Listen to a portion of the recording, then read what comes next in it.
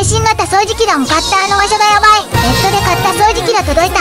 早速使ってみるもカーペットに絡まって動かねえ。イライラしてメーカーにクレーム。すると数日後返事が届いた。試作品をお送りします。そのこと、届いたのはエタール階段モール。中から出てきたのはまさかの人型の超高性能最新掃除機だった。これが掃除機と困惑する主人公。電源を入れると充電してくださいの音声。ある場所からコードが出てきて慌てて充電。